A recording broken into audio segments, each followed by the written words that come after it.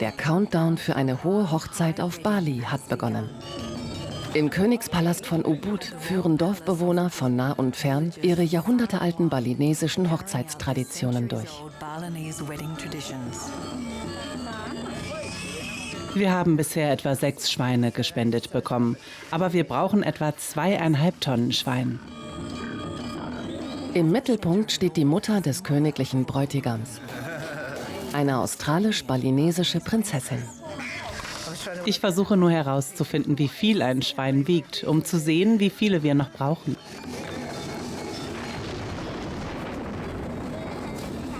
Die Organisation einer Hochzeit ist für jede Mutter stressig. Es regnet in Strömen. Ja, das könnte ein Problem sein. Was wäre, wenn von Ihnen erwartet würde, komplexe hinduistische Traditionen zu betreuen, die königlichen Protokolle einzuhalten? Und Ihr Sohn, der Prinz, eine berühmte indonesische Schauspielerin heiratet.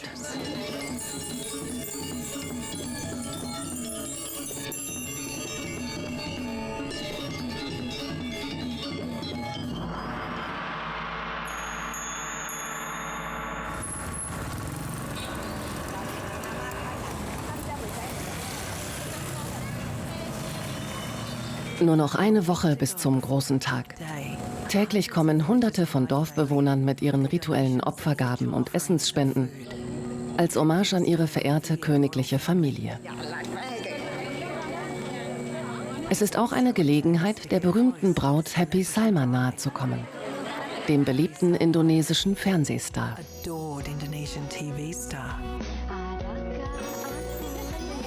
Ich bin nervös wegen meiner Hochzeit. Aufgeregt. Aber ich freue mich auch, ja. Für Happy, eine Muslimin aus Java, ist es eine völlig neue Welt. Aber für Prinz Djok einen Hindu, ist ihre Hochzeitszeremonie ein vertrauter Teil des spirituellen Lebens seines Volkes. Balinesische Hochzeiten sind anders als überall auf der Welt. Es ist eine Art Mischung aus animistischen, buddhistischen und hinduistischen Glaubensvorstellungen. Es ist etwas, das es nur auf Bali gibt, daher ist es wichtig, Balinese zu sein. Ich glaube nicht, dass sie jemals eine balinesische Hochzeit gesehen hat. Ich glaube nicht, dass man jemals auf das vorbereitet sein kann, was passiert. Es ist wahrscheinlich besser, es nicht zu sein.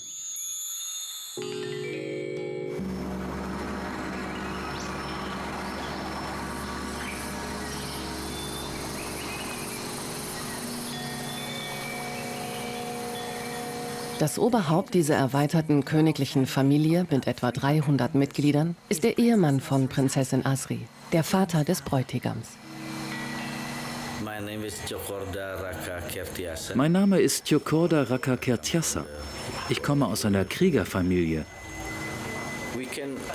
Wir können bis zu 24 Generationen zurückverfolgen.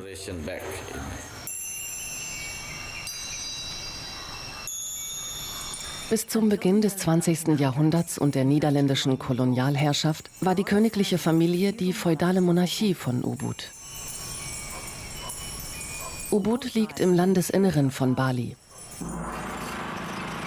Im Herzen von Ubud liegt Puri Ubud, der Königspalast. Es ist das kulturelle Zentrum Balis, bekannt für seine Spiritualität. Der balinesische Hinduismus, gepaart mit einer uralten Ehrfurcht vor der Natur, ist Teil des täglichen Lebens. Und die Dorfbewohner betrachten den Palast als Hüter ihres Glaubens. Im Jahr 2004 leitete die königliche Familie die größte Beerdigungszeremonie seit Menschen gedenken. Die Einäscherung der Tochter des letzten wahren Königs von Bali. Einer Frau, die im letzten Jahrhundert als lebende Göttin galt.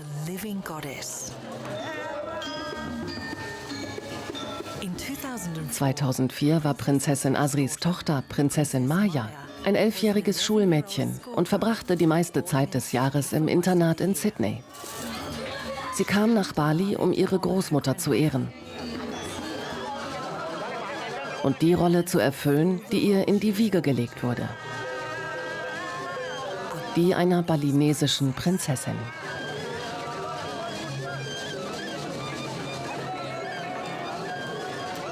Die königlichen Zeremonien von Ubud bringen Tausende von Einheimischen zusammen. Eine Gemeinschaft von über 96 Dörfern.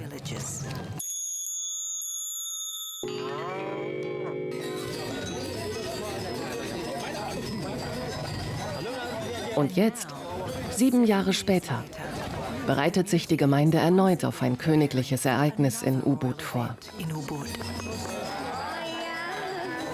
Diesmal die Hochzeit eines Prinzen.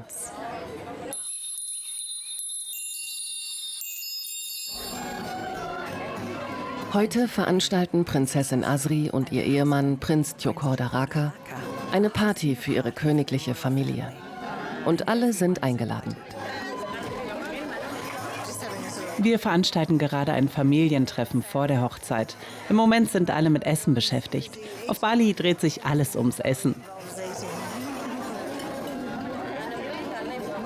Während Prinzessin Asri ihre königlichen Schwiegereltern bewirtet, liegen Welten zwischen diesem Empfang und ihrem eigenen, den sie vor 32 Jahren als junge Braut erfuhr.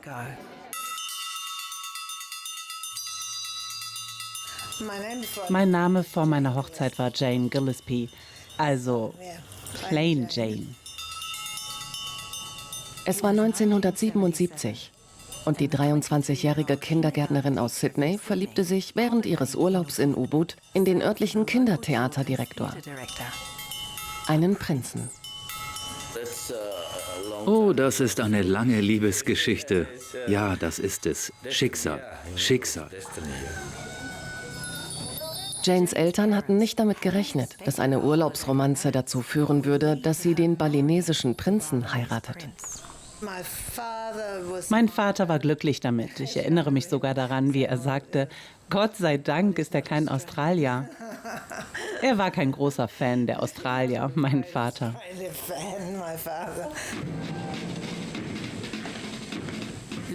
Oberstleutnant Rollo Gillespie, ein ehemaliger britischer Geheimdienstagent, hatte mit seiner Frau und seinen beiden Kindern ein Leben in Australien aufgebaut. Mein Vater war schon einmal verheiratet. Er war um einiges älter als meine Mutter, aber nicht so alt wie Rakas Vater. Raka ist mit 10 Müttern und zahlreichen Geschwistern aufgewachsen. Und ich natürlich nur mit einer Mutter und einem Bruder. Als jüngster Sohn der 10. Frau seines Vaters sollte Prinz Tjokorda Raka innerhalb der balinesischen Königsfamilie heiraten. Es gab ziemlich viel Widerstand dagegen und die Leute versuchten, es ihm auszureden. Sie nahmen mir meinen Reisepass weg und ließen mich bei Interpol überprüfen. Prinz Tjokorda Raka weigerte sich, dem Druck der Familie nachzugeben und machte 1978 eine australische Bürgerin zur balinesischen Prinzessin.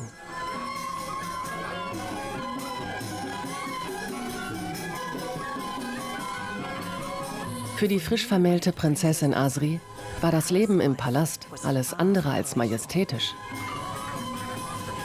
Wir hatten keinen Strom, kein fließendes Wasser, keinen Kühlschrank, keine Telefone.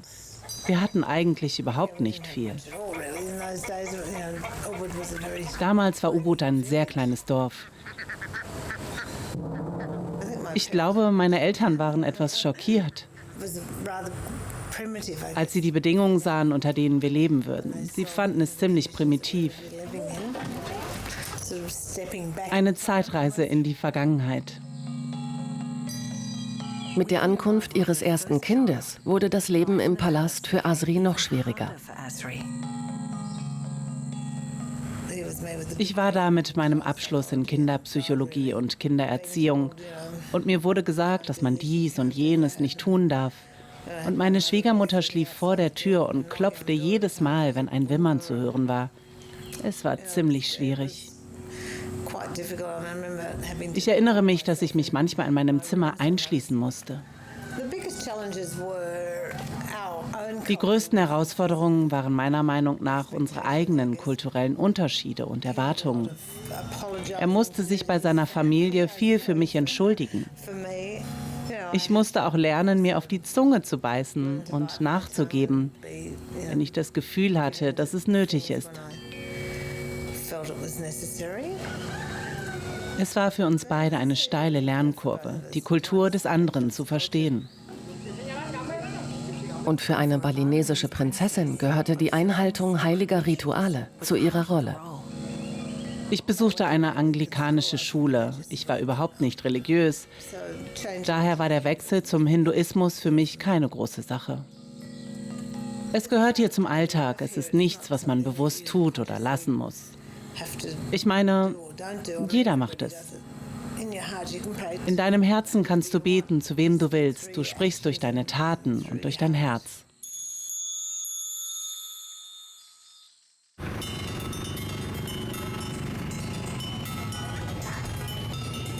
...32 Jahre lang hat Asri miterlebt, wie Ubuds Tourismus und Wohlstand die einst ländliche Gemeinde verändert haben.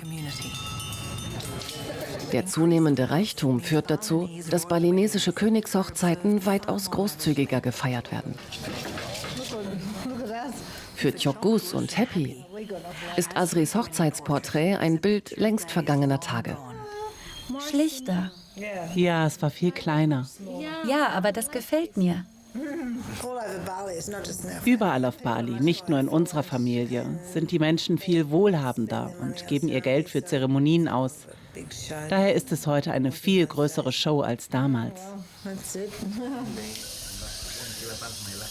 Das Oberhaupt der königlichen Familie, Prinz Tjokorda Raka, behält das königliche Einladungskomitee im Auge. Einige von ihnen bereiten sich darauf vor, dass die Einladungen morgen verschickt werden. Aber auf Bali werden nicht alle Einladungen auf Papier gedruckt. Der Vater des Bräutigams und sein älterer Bruder, Prinz Tjokde, beaufsichtigen die Vorbereitung der Einladungen aus Essen. Dies ist wie eine kulturelle Einladung, die traditionelle Art und Weise, wie man eine Einladung an Familie und andere Menschen in seinem Kulturkreis verschickt. Während die Frauen damit beschäftigt sind, aufwendige Dekorationsgaben für die Hochzeit anzufertigen, sind es traditionell die Männer, die diese Essenseinladungen vorbereiten. Bei den Schweinefleisch-Satais sind strenge Regeln zu beachten.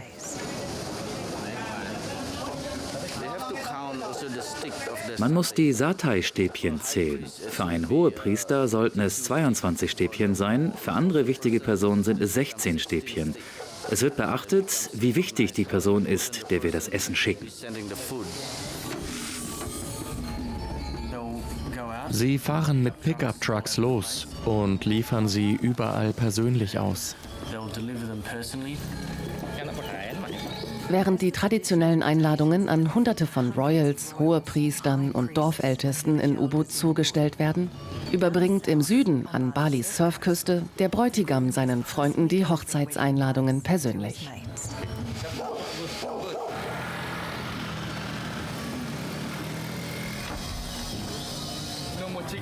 Keine Mädels mehr für dich, Kumpel. Du hast dich festgelegt. Nur Lucky Lucky. Mein voller Name ist Tjokorda Bagus Dwi Santana Kerteasa. Viele westliche Leute nennen mich auch Max, weil ich als Kind in Sydney so genannt wurde. Ich bin wie ein normales Kind in Sydney aufgewachsen. Wir kamen jedes Jahr hierhin und hatten so immer einen kleinen Vorgeschmack auf die balinesische Kultur. Als Asri und Tjokorda Raka beschlossen, ihre 3 Kinder in Australien zu erziehen, bedeutete das, Bali zu verlassen und als Australier zu leben. Ich wurde auf Bali geboren und wenn man hier geboren wird, wird die Plazenta vergraben. Es gibt ein Sprichwort. Balinesen gehören zu den Menschen, denen es sehr schwer fällt, ins Ausland zu ziehen. Sie sagen, das liegt daran, dass ihre Plazenta hier vergraben und nicht weggeworfen wird. Wir sind viel hin und her gereist. Manchmal bin ich immer noch etwas verwirrt. Es sind so unterschiedliche Kulturen. Sie sind zwei Pole, auch wenn sie scheinbar nahe beieinander liegen. Für seine Schwester, Prinzessin Maya, waren diese kulturellen Unterschiede unversöhnlich. Es war wirklich schwierig, erwachsen zu werden. Der Hauptkonflikt für mich besteht darin, ein junges Mädchen zu sein. Es gibt einfach einen großen Unterschied darin, was für eine junge Frau in der westlichen Kultur und in der indonesischen Kultur akzeptabel ist. Es gibt auch Vorurteile, wenn man Halbasiate ist. Es ist also ziemlich schwierig. Man weiß nie genau, wo man hingehört und wo man akzeptiert wird. Herausfordernde Jahre für Asris Ehemann, der eine einem Prinzen nicht würdige Arbeit aufnahm. Can you imagine gardening on the street, in Australia? Können Sie sich vorstellen, dass ich Gartenarbeit mache? Auf der Straße in Australien? Das ist ein wirklich großer Kampf. Wenn man geistig erwachsen wird, ist es schmerzhaft und man muss sich damit auseinandersetzen, bis man es besteht. Und diese Art von Übung braucht man wirklich. Du musst den Schmerz spüren. Aber wenn das vorbei ist, ist das nächste Mal kein Problem mehr. Wenn ich Gartenarbeit mache, geht es mir gut. Wenn nicht, geht es mir auch gut.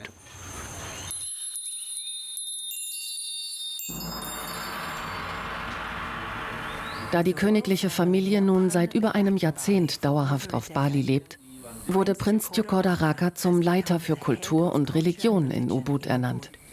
Mit dem Titel Der Weise. Heutzutage suchen sie auch oft meinen Rat, weil ich im Westen lebe. Das hat mir hier eine neue Perspektive gegeben in der modernen Zeit, ohne die Essenz unserer Kultur zu verlieren.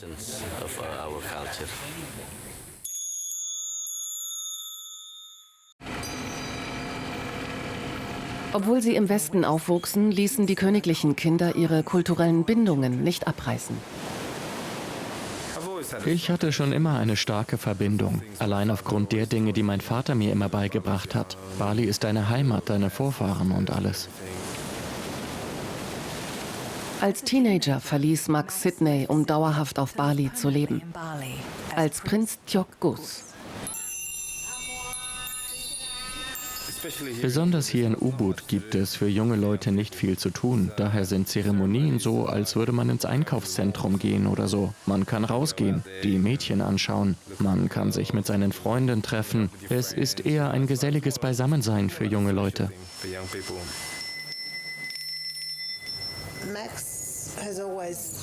Max war schon immer ein Bali-Junge. Das ist sein Leben hier. Er hat in Australien gelebt, aber es gefällt ihm hier. Er surft gerne. Er hat alle seine Freunde, seine Gang. Und wie sein Vater vor ihm, lernte Max seine Braut im Urlaub auf Bali kennen. Happy und ich haben uns kennengelernt, als sie hier im Urlaub war. Wir gingen alle zum Strand. So haben wir uns kennengelernt. Und danach wurde es ernster.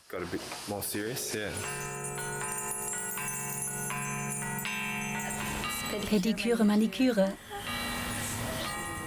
Happy kommt von Java, einer indonesischen Insel mit sehr unterschiedlichen kulturellen und religiösen Traditionen.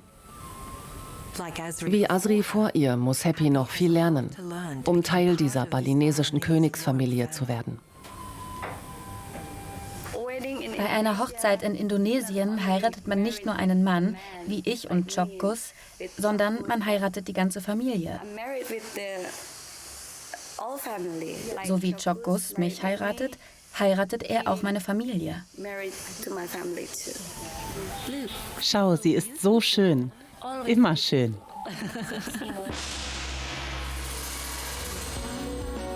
Und für Happy Salma, den Fernsehstar, gibt es noch eine andere Familie, die Millionen treuer indonesischer Fans. Ich gucke kein indonesisches Fernsehen, also ist das für mich keine so große Sache.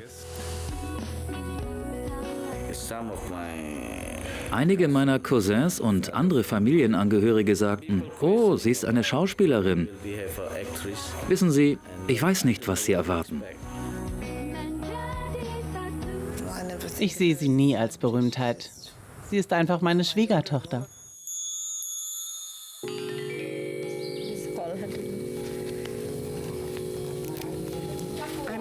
Das erinnert mich an meine Highschool-Zeit. Unter der Aufsicht von Prinzessin Wiwit, ihrer zukünftigen Schwägerin, absolviert Happy einen Kultur-Crashkurs und lernt, wie man hinduistische Opfergaben für ihre königliche Hochzeit darbringt. Bali ist immer noch anders. Sie haben wirklich eine starke Persönlichkeit und eine wirklich starke Energie. Ich lerne also immer noch. Ich habe so ein Glück, dass sie hier ist. Wie war deine Hochzeit? Es war ziemlich ähnlich. Ziemlich heftig für mich. Wiwit, selbst Mitglied einer aristokratischen Familie, hatte ihre eigenen Probleme, als sie sich in Prinz Jokde verliebte. Ich komme aus einer katholischen Familie. Als ich nach Bali zog und mit ihm ausging, ich habe einen balinesischen Freund und er ist Hindu. Da dachte meine Familie irgendwie, oh, er ist Hindu? Ich habe in einer Chiropraktikklinik in Kuta gearbeitet. Er war einer der Patienten. Chiropraktiker reparieren den Rücken. Er hatte ein gebrochenes Herz, also musste ich es reparieren. Nachdem sie die anfänglichen Vorbehalte ihrer Familie überwunden hatten, wurden Wiwit und Jokde ein weiteres Liebespaar in der Königsfamilie. Wir sind Rebellen. Das haben wir wahrscheinlich von unserem Vater gelernt. Traditionell ist es üblich, innerhalb derselben Klasse zu heiraten. Jemanden aus demselben Palast oder aus einem benachbarten Palast.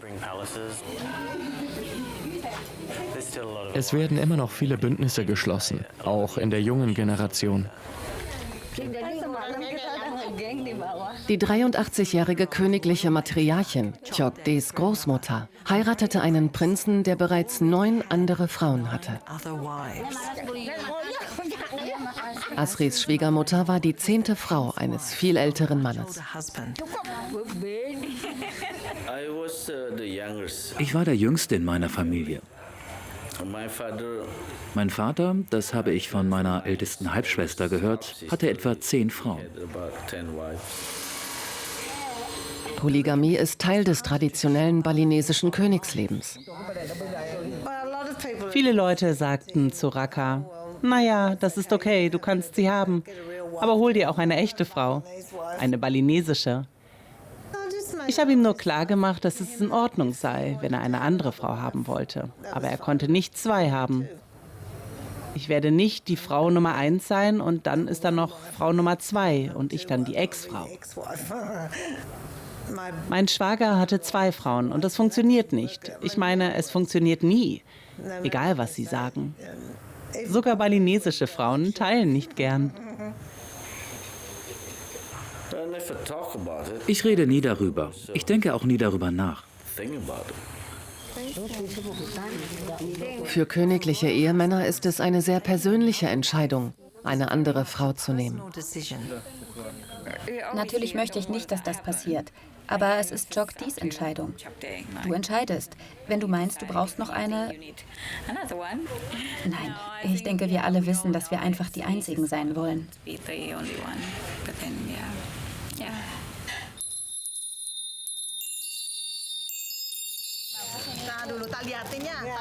Prinzessin Asri hat sich in letzter Minute auf den Weg gemacht, um formelle balinesische Outfits abzuholen, die für die königlichen Frauen der Brautparty angefertigt werden. Asris jüngstes Kind, die 18-jährige Prinzessin Maya, ist für eine Last-Minute-Anprobe bei ihr. Ich glaube, Maya ist in einer schwierigen Lage, weil es offensichtlich viele Erwartungen gibt, viel Druck auf sie ausgeübt wird. Nicht von uns, sondern von außen, damit sie einen Balinesen heiratet. Nicht bloß einen Balinesen, sondern jemanden aus der Familie. Aber wenn sie sich umschaut, ist die Auswahl ziemlich klein. Wenn ich außerhalb der königlichen Familie heirate, verliere ich praktisch meinen Titel und bin kein Teil der Familie mehr. Sie wird von anderen Menschen stark unter Druck gesetzt. Jeder versucht, sie mit einem Sohn in Verbindung zu bringen. Es hält sie davon ab, Dinge zu tun, weil sie den Druck einfach satt hat. Im Gegensatz zu ihren beiden Brüdern muss Prinzessin Maya ein anderes Mitglied der königlichen Familie heiraten, um ihren Titel als königliche Prinzessin zu behalten und sich für eine balinesische königliche Hochzeit zu qualifizieren. Um eine solche Hochzeit zu haben, müsste ich in der Familie heiraten. Und ehrlich gesagt glaube ich nicht, dass das passieren wird. Ich glaube nicht, dass das die Art von Hochzeit ist, die ich haben werde. Während sich ihr Sohn auf seine Hochzeit vorbereitet, muss sich Prinzessin Asri um ihr Geschäft kümmern. Eine Autostunde von Ubud entfernt. Im Moment ist es mit den Vorbereitungen für die Hochzeit eine kleine Herausforderung, weil hier sehr viel los ist. Zusammen mit ihrem Sohn, Prinz Tjokgus, hat Prinzessin Asri ein Teehaus eröffnet. Ich wollte ein Unternehmen haben. Mama war zu der Zeit auch nicht viel unterwegs, also beschlossen wir, es gemeinsam zu machen. Ich dachte an die Dinge, die ich auf Bali sehen wollte, die es hier nicht gab. Und da kamen mein Sohn und ich auf das Konzept von Bhikkhu. Es ist in einem alten, hölzernen Joglo, einem javanischen Haus. Es ist sozusagen eine vielseitige Mischung aus Alt-Indonesien und Alt-England. Und Asris Schwiegertochter wollte dort in Teilzeit arbeiten. Asri sagte, warum arbeitest du nicht bei Bhikkhu? Jetzt habe ich dort mit den Kunden zu tun, mit dem gesamten Personal, der Küche und allem. Und ich liebe es, die Cupcakes zu backen.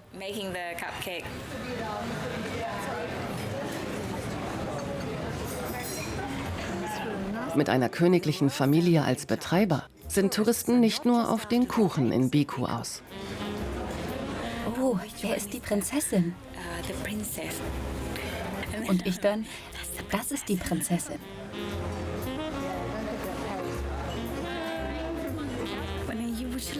Möchten Sie die Prinzessin treffen?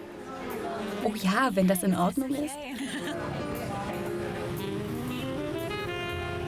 Und für Prinzessin Asri repräsentiert ihr Teehaus auch die Veränderungen, die sie als Westliche auf Bali erlebt hat.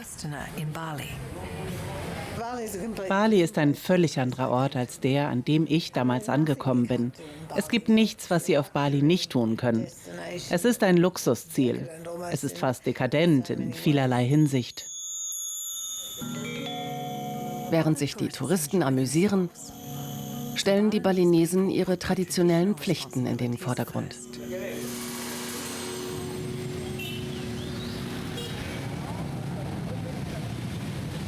Hunderte Dorfbewohner von Ubud arbeiten hart an den Vorbereitungen für die königliche Hochzeit. Wie ihre vielen Opfergaben an die balinesischen Hindu-Götter ist diese Arbeit ein Zeichen des Respekts und der Wertschätzung. Das meiste davon sind Spenden und auch die Arbeiter sind alle Freiwillige. Das ist unsere Tradition, die Kultur am Leben zu erhalten.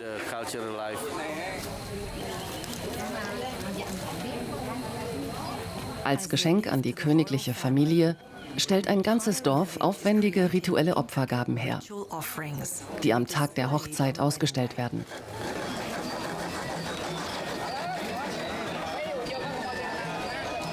Die Herstellung wird Tage dauern. Zeit, die die Dorfbewohner normalerweise damit verbringen, auf ihren Reisfeldern zu arbeiten oder einer bezahlten Arbeit nachzugehen.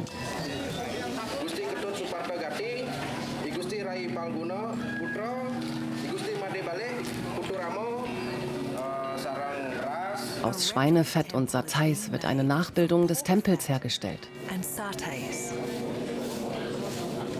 Komplett mit Schirmen aus Innereien.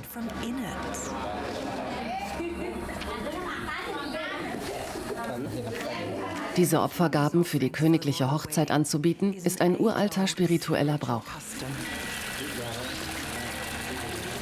Spiritualität ist hier ein wesentlicher Bestandteil des Lebens. Es ist einfach ein Teil des täglichen Lebens.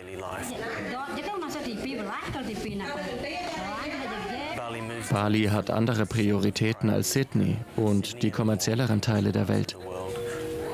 Deshalb kommen die Leute gerne hierher. Selbst die, die nicht zu Zeremonien gehen, sagen, dass hier etwas in der Luft liegt.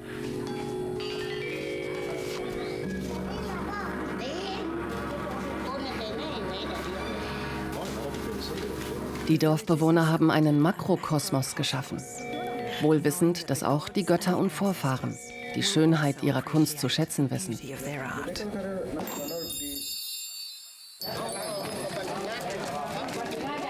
Da die Opfergaben nun vollständig sind, werden sie im Palast benötigt.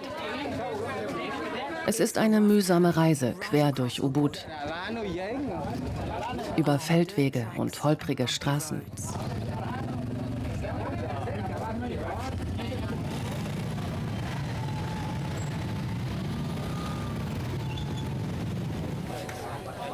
Die Opfergaben kommen in Einzelteilen im Palast an.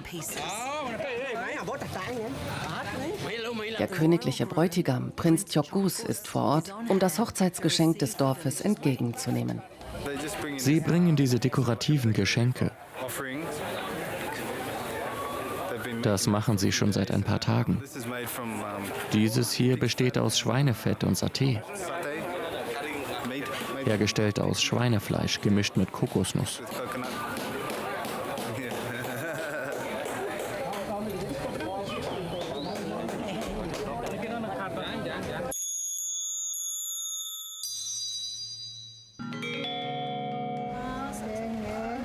Da 2000 Gäste erwartet werden, statten Prinz Tjokorda Raka und Prinzessin Asri den Hochzeitscaterern einen persönlichen Besuch ab. Sie hat vorgeschlagen, dass wir eine Kostprobe machen. Sie sagte, dies sei das beliebteste Gemüse, der Farn und das Sternfruchtblatt. Es ist eine Art Hackfleisch, das in ein Bananenblatt gewickelt und gedämpft wird. Sie müssen probieren. Prinzessin Asri ist keine Anfängerin darin, große Veranstaltungen unter Druck zu organisieren. Als der Terroranschlag im Jahr 2002 Bali erschütterte und Hunderte von Touristen und Einheimischen tötete und verletzte, engagierte sich Asri, um zu helfen. In dieser Krisenzeit haben wir im Krankenhaus geholfen und dann Spenden gesammelt und auf jede erdenkliche Weise geholfen. Nach der Bombe. Es war manchmal schwer, Australier zu sein. Die Australier schienen es als ihre Tragödie zu betrachten, obwohl es sich in Wirklichkeit um eine balinesische Tragödie handelte. Die Menschen vergaßen die Indonesier, die dabei starben. Es betraf viel mehr Indonesier als Australier. Sie standen vor dem Nichts. Also habe ich versucht, den Witwen zu helfen, die ihre Männer dort verloren haben.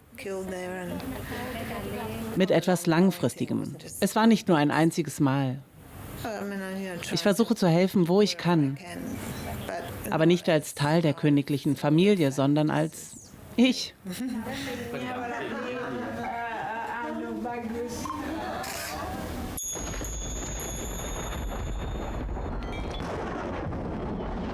Die königliche Hochzeit steht unmittelbar bevor und der Palast wünscht sich sehnlichst, dass die Naturgewalten zur Party kommen.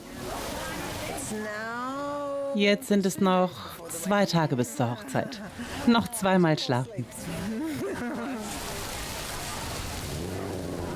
Es regnet in Strömen. Das könnte ein Problem sein. Wir werden an diesem Tag Regenstopper haben. Das wird also hoffentlich funktionieren. Die Regenstopper sind balinesische Mystiker. Der ältere Bruder des Bräutigams hat diesen Mystiker bereits am Werk. Dieser Mann ist der Regenstopper. Er ist nur hier, um zu sehen, wie die Dinge laufen. Kümmert sich um die unsichtbare Welt. Der Regen ist eine Sache. Er kann auch noch viele andere Dinge sehen, die wir nicht sehen können. Oh, der Regen hat aufgehört. Die Sonne kommt raus. Ich bin glücklich und nervös, aber aufgeregt. Ich kann es kaum erwarten. Ich kann es kaum erwarten, bis es vorbei ist.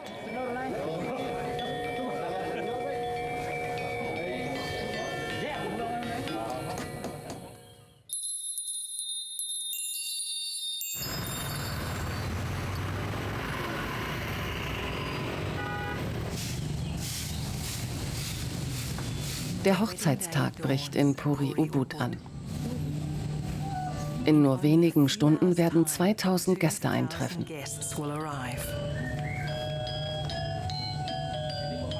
Sie werden Zeugen alter Hochzeitsrituale, die es nur auf Bali gibt. Und Happy spürt den Druck. Sie hat die Zeremonien noch nie zuvor gesehen. Heute ist der große Tag. Ich bin ein bisschen nervös. Habe letzte Nacht nicht so gut geschlafen. Ich glaube, sie ist auch ziemlich nervös. Sie scheint im Moment etwas gestresst zu sein. Happy ist nicht nur wegen der Hochzeit nervös. Ihr muslimischer Hintergrund hat sie nicht auf die balinesischen Rituale vorbereitet, die Prinzessin Asri ebenfalls fremd fand. Ich hatte einen anglikanischen Hintergrund. Meine andere Schwiegertochter ist katholisch. Wir haben uns alle angepasst. Und sie wird sich an die balinesischen Überzeugungen und Bräuche anpassen. Denn ich weiß, wie es ist und ich möchte für sie da sein. Prinz Tjokorda Raka, als Oberhaupt der königlichen Familie, kommt zu einer Last-Minute-Inspektion.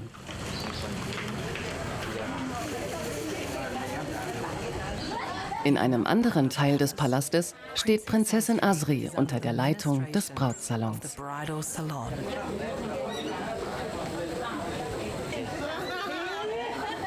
Ich denke, ich bin jetzt in die Familie eingebunden. Ich glaube, ich bin dort vollständig verankert. Manche Leute haben mich akzeptiert, manche nicht. Manche haben es nie.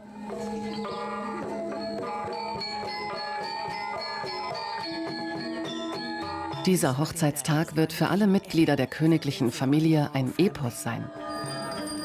Es wird 2 völlig unterschiedliche Hochzeitszeremonien geben. Und gleich geht es mit der ersten los. Tjokus zieht sich für seine Zeremonie an, die den ersten Teil der Hochzeit darstellt.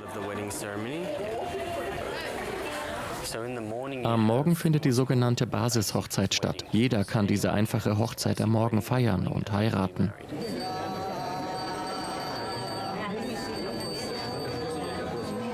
In Anwesenheit der gesamten königlichen Familie beginnt die Morgenzeremonie. Mit einem Dorfpriester als Zeugen vollziehen Happy und Tjokgus die alten Fruchtbarkeitsriten und jahrhundertealten Bräuche für Männer und Frauen.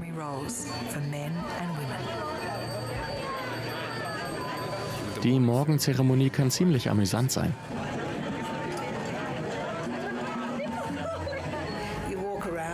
Man geht herum und er hat eine kleine Peitsche in der Hand. Du musst 3-mal herumlaufen und man muss... Nun, es ist alles symbolisch. Kochen. Du musst Dinge verkaufen und er kauft Dinge. Du musst auf einer Kokosnuss sitzen. Es ist ziemlich kompliziert. Aber manche Leute schubsen und pieksen dich einfach und setzen dich hin und stellen dich hin. Du musst nicht wirklich darüber nachdenken. Du tust es einfach. Der balinesischen Tradition zufolge ist das Paar nun verheiratet. Aber dies ist keine gewöhnliche Hochzeit und größere königliche Rituale stehen noch bevor. Aber mitten am Hochzeitstag eine Pressekonferenz abzuhalten, gehört nicht zur königlichen Tradition.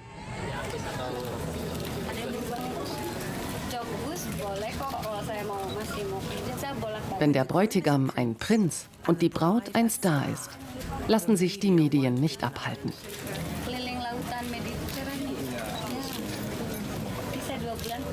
Prinz Tjokgus hat das richtige Mädchen gefunden. Ich bin mit ein paar australischen Mädchen ausgegangen. Ich habe immer einen etwas zu großen Unterschied gespürt. Menschen, die total westlich sind, zu denen habe ich keine enge Verbindung herstellen können. Wie sein älterer Bruder hat auch Tjokgus eine indonesische Frau geheiratet. Sie haben sich immer an asiatische, meist indonesische Frauen gewandt. Es kann sein, dass sie gesehen haben, wie schwierig es für mich war und dass sie das niemandem zumuten wollen. Vielleicht haben wir gesehen, wie schwierig es für Mama war, sich hier anzupassen, weil es eine große Veränderung war. Sie musste 2 neue Sprachen lernen und lernen, mit verschiedenen Menschen zu sprechen. Zu sehen, wie sie es so überstanden hat, hat uns inspiriert.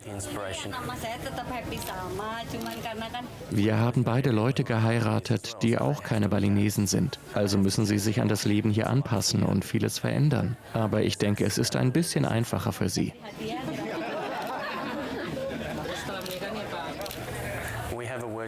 In Indonesien gibt es ein Wort namens Jodoh. Das heißt, derjenige, für den du bestimmt bist.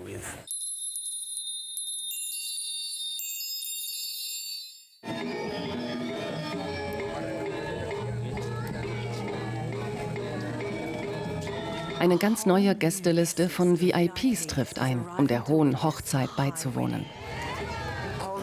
Alte Freunde, der australische Konsul, mein Friseur.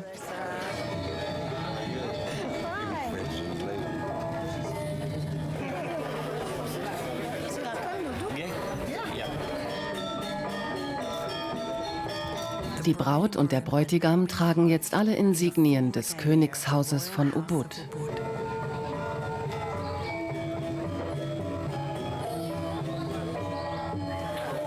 Ich bin nicht so sicher mit dem Lippenstift.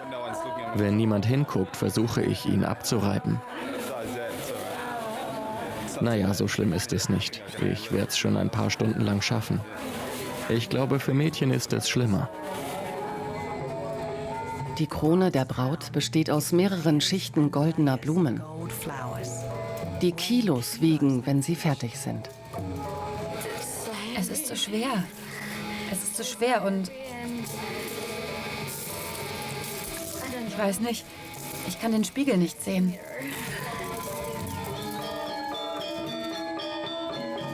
Wie die Insignien seiner Braut wird der Bräutigam das traditionelle Gewand tragen, das nur im Palast von Ubud zu sehen ist.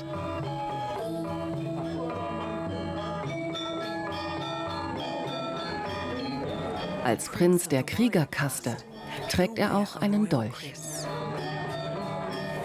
Der Dolch ist symbolisch. Er gilt als heiliges Erbstück. Er spielt eine sehr wichtige Rolle im Leben des Palastes. Jeder Palast verfügt über eine Waffenkammer verschiedener Dolche, die von verschiedenen Generationen weitergegeben wurden. Es gibt ein sehr mystisches, sehr magisches Element in der Geschichte der Dolche. Wenn Sie fragen, woher sie kommen, wundern Sie sich nicht, wenn Ihnen jemand erzählt, dass sie durch ein Fenster geflogen oder aus dem Boden gesprungen sind. Solche Dinge passieren zu bestimmten Zeiten auf Bali.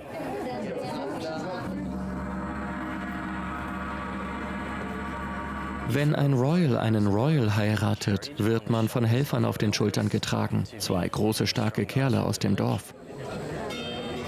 Aber wenn man jemanden heiratet, der nicht zur königlichen Familie gehört, muss man laufen. Also sind wir gelaufen.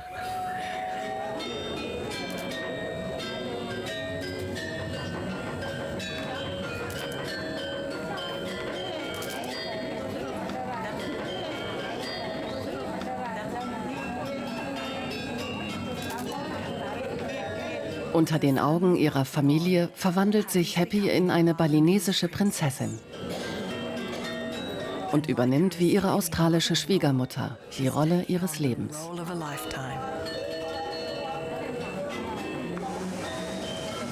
Das ist mein Schicksal.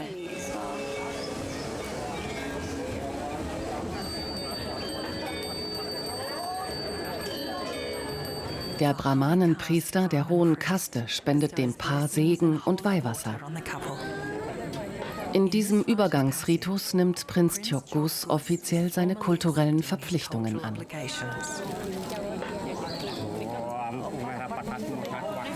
Ich muss noch viel lernen, aber die meisten Leute beginnen erst nach der Hochzeit und bringen sich stärker in die Gemeinschaft ein. Es ist einfach ein Prozess, der immer weitergeht. Während das königliche Paar sein gemeinsames Leben auf Bali beginnt, weiß Prinzessin Asri schon, was auf sie zukommen wird.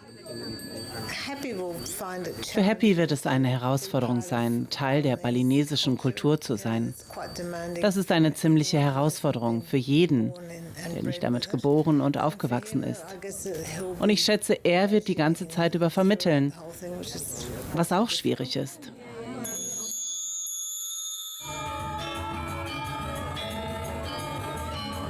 Prinz Tjokorda Raka führt mit seiner australischen Prinzessin eine königliche Dynastie fort.